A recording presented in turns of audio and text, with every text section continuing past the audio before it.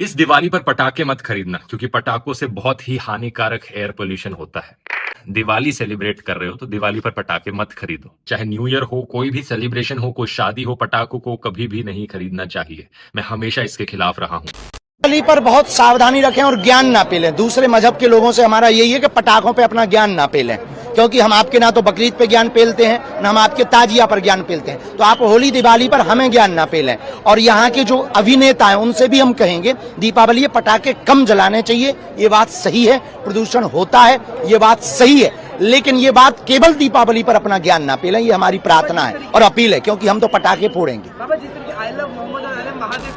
इस बार दिवाली हम यूक्रेन के नाम पे, इजराइल के नाम मारेंगे, पूरा अंटार्कटिका का बर्फ दह जाए। वो दे दिए ऑर्डर, तो रखल है आगे यहाँ पे। जब 14 टन का बम चलाने में किसी को दिक्कत नहीं है, तो हमारे दिवाली में दिक्कत है। चलतो बम अंधेरा अंधेरा हो जाएगा।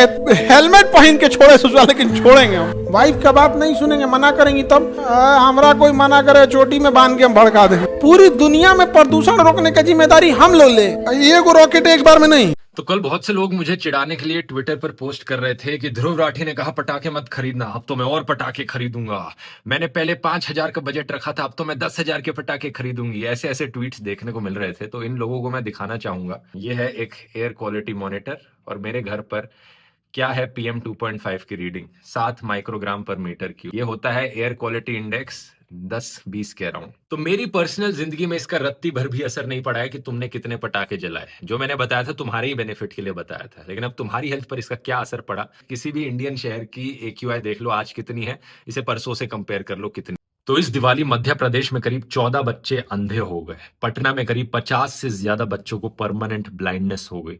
बैंगलोर में 130 से ज्यादा लोगों को सीरियस आई इंजरीज हो गई। और इन सब के पीछे इकलौता कारण पटाखे। दोस्तों पत्थर है, ये कार्बाइड पत्थर, इसको हम डालेंगे इसमें। खास तौर पर एक स्पेशल तरीके का फायर क्रैकर जो इस बार वायरल हो रहा था, कार्बाइड गन। और ये सबसे बड़ी गन बनाई है हमने। देखिए गन का लेंथ देखिए, 10 मीटर। देखिए हमारी आधी से ज्यादा गन बनके तैयार हो चुकी। बहुत से इंस्टाग्राम पर ऐसे वीडियोस वायरल हुए थे जो बार बार इनकरेज कर रहे थे कि आप अपने घर पर ये कार्बाइड गन बनाओ। आज मैं दिवाली के लिए बनाने वाला हूँ कार्बाइड गन, जो कि कुछ ऐसा धमाका करती है। लेकिन प्रॉब्लम ये थी कि इस सो कॉल्ड कार्बाइड गन में जब एक्सप्लोजन होता है, वो बहुत ही पावरफुल एक्सप्लोजन होता है। और इसमें डाल दिया हल्का सा पानी।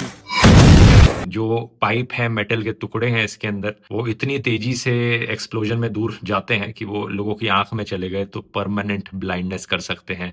और यही चीज हुई।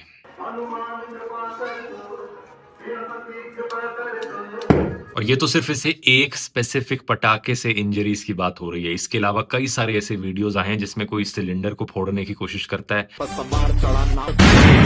दिल्ली के हॉस्पिटल्स में दिवाली के बाद 325 से ज्यादा लोग हॉस्पिटलाइज हुए फायर इंजरीज की वजह से।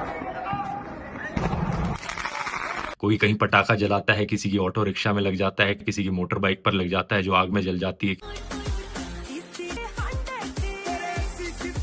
किसी का घर आग से जल जाता है, जैसा कि इंडिया के बाहर किसी एक जगह पर हुआ जहां पर लोग दिवाली सेलिब्रेट कर रहे थे। Oh my God! पटाखे इसलिए भी इतने हानिकारक हैं क्योंकि इनमें कोई स्टैंडर्ड नहीं होता, कोई रेगुलेशन नहीं होती, कुछ भी बिकता है मार्केट में। ये कार्बाइड गन जिसने बच्चों को अंधा किया, यूं ही बिक रही थी मार्केट में, लोगों ने खरीदी और ये हो गया उनके साथ। आप अपनी तरफ से जितना सेफ रहने की कोशिश कर लो, लेकिन एंड में 2 चीजें याद रखना। एक कि पटाखों के साथ खेलने का मतलब है आप आग के साथ खेल रहे हो, हादसा कभी भी हो सकता है। और दूसरा, समाज में बेवकूफ लोगों की कमी नहीं है। अगर वो बेवकूफ लोग पटाखों के साथ खेलेंगे तो उसका नुकसान आपको भी हो सकता है। नहीं है, मैं आपको बताऊं, धुर लाठी